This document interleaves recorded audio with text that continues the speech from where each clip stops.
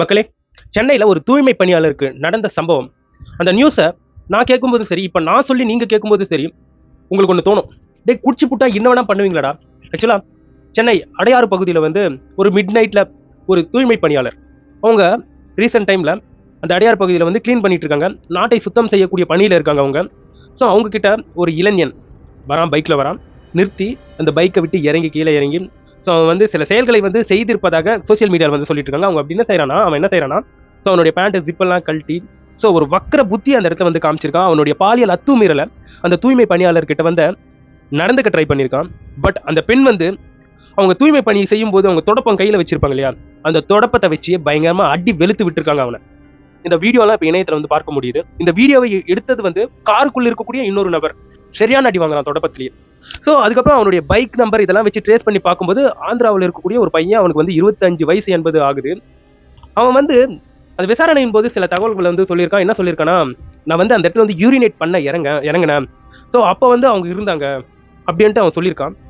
அதாவது ஒரு சிட்டியில் ஒரு பஜாரில் அவனுக்கு அப்படி யூரின் வருதுன்னா அந்த இடத்துல இறங்கி போவாங்க. இது வந்து ஒரு சிவிக் சென்ஸுக்கு எதிராக இருக்குது இல்லை. அதே சமயத்தில் ஒரு பெண் ஒருத்தவங்க இருக்காங்களே, நம்ம அம்மா ரேஞ்சுக்கு ஒருத்தவங்க வந்து அங்கே பெருக்கிட்டு இருக்காங்களே, நம்ம வந்து அவங்க முன்னாடியா யூரின் போகிறதுன்ற அந்த பேசிக்கான அறிவு இல்லாமல் அவன் வந்து போயிருப்பான் அந்த இடத்துல. இதெல்லாம் சப்பக்கட்டு. ஸோ இப்போ வந்து அவர் வந்து போலீஸ் இன்வெஸ்டிகேஷன் பண்ணுறாங்க ஸோ அந்த பையனை. ஸோ இந்த இடத்துல வந்து ஒரு சிலர் வந்து பேசியிருந்தாங்க. எப்போன்னு பார்த்தோம்னா, இந்த கோயம்புத்தூரில் அந்த 20 வயது பெண்ணுக்கு ஏற்பட்ட ஒரு அநீதி என்ன பேசியிருந்தாங்கன்னா, அந்த பெண் ஏன் அந்த இடத்துக்கு போகணும், அந்த நைட்டில் அந்த பெண்ணுக்கு என்ன வேலை அந்த ஆண் நண்பருடன் அப்படின்ட்டு அவங்களுடைய பர்சனல் ஃப்ரீடம், அந்த பெண்ணுடைய பர்சனல் ஃப்ரீடம் பற்றியெல்லாம் பேசியிருந்தானுங்க. இப்போ இந்த சம்பவத்துக்கு வரேன். ஒரு சிட்டியில் நடு பஜாரில் அந்த தூய்மை பணியாளர் வந்து பணி செஞ்சுட்டு இருக்காங்க. இவன் போதையில் வந்து அந்த பெண் கிட்ட வந்து தவறுதெல்லாம் நடந்துக்க முயற்சி பண்ணியிருக்கான். இப்போ எங்கடா போச்சு அறிவு உங்களுக்கு? ஒரு விக்டிம் பிளேமிங் பண்றானுங்கன்னா அது கொஞ்சம் கூட அதுல வந்து நியாயம் தர்மம் இல்லாம நாக்குல நரம்பு இல்லாம பேசுறது. இப்போ எல்லாருமே நடமாட பகுதியில் இது போன்ற செயலை வந்து செஞ்சிருக்கான் இப்போ ரீசெண்டா சம்பவத்துல.